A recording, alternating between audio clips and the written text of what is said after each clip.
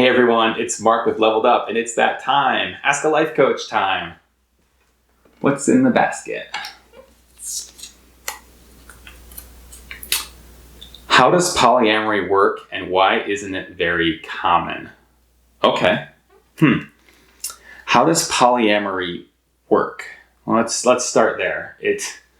You can structure a polyamorous relationship in any number of ways. Some people practice what's called parallel poly, where maybe you have a partner and y'all date other people, but your lives aren't super interconnected, right? My partner and my partner's partner maybe don't have that much of a relationship, or my partners maybe don't have a really close relationship with each other.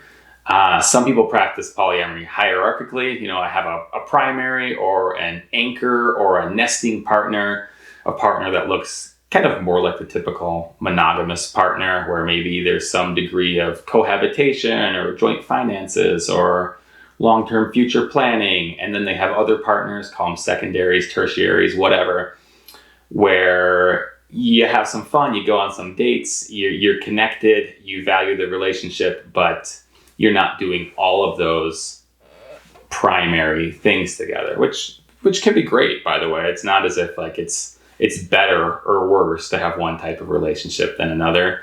There are a lot of other polyamorous people who reject the notion of hierarchy and say, no, if you're a partner, at least if you're a partner after a certain amount of time, then we can't put you on a hierarchy. Everybody's equal in terms of prioritization and whatnot. So you can have polyamorous units, maybe a triad, 3-4 people, you're all dating each other, or some of you are dating each other.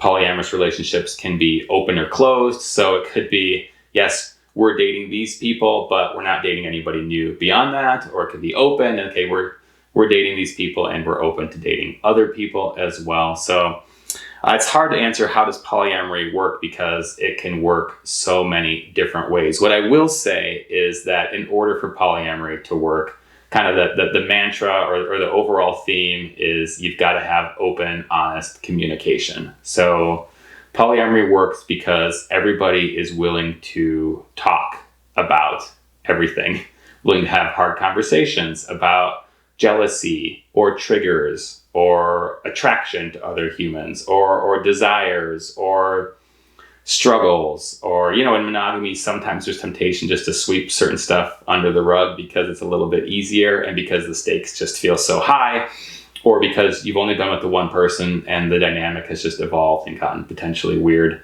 over time. But in polyamory, there's really no avoiding that. You've got to be open and honest and just become incredible communicators if you're going to make it work. So that's the way that it works. Polyamorous people do experience jealousy, or at least some of them do experience jealousy, but they don't see jealousy as the be-all, end-all. Jealousy is an opportunity for self-evaluation. What's going on with me? Why am I feeling this way? Where are my insecurities?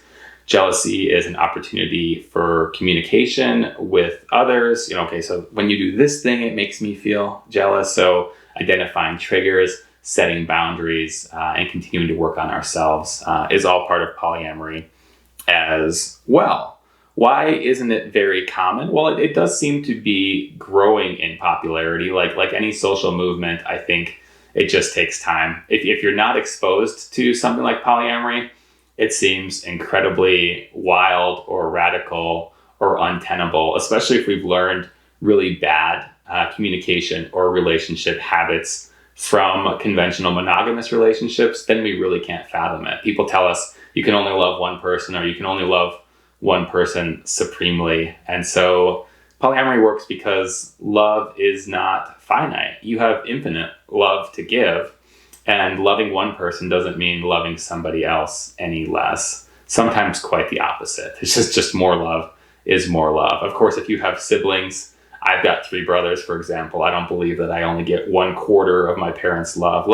Love isn't divisible in that way. And then the same is true for partners. So polyamory works because love is everywhere and love is infinite. And there's lots of ways to celebrate it, lots of ways to structure your relationships, and it can be a really glorious or beautiful thing. So I think it's not common because it is difficult. it does take certain people to be able to manage and navigate jealousy, or to be compersive by nature. To experience compersion is to just be made happy that somebody else makes someone you care about happy, which is a wonderful thing. Some of us experience that, some of us maybe never do, but I think compersion is somewhat rare. It's not really taught. We live in a really kind of capitalistic, possessive society. So if we treat relationships the way we treat any other notion of ownership, and we just don't like to share, for example, then of course polyamory is going to seem really strange and really uncommon. So I think the big thing is just it's not really modeled and taught to most of us. That's starting to change slowly. So I think you will see that trend continue over time, where polyamory becomes more common and more well accepted than it is now. But yeah, it absolutely can work if people are open and honest and authentic with each other. So I hope that helps. There's plenty more to say on that topic, but that's kind of the short version to do my best to address the question as it was put. Hope you find it interesting. Wish you the best of luck in your relationships, however you structure them. Remember to be open and honest and communicative. Even if you're doing monogamy, you can learn something from that polyamory standard. And of course, thanks for tuning in, and I look forward to seeing you in the next video.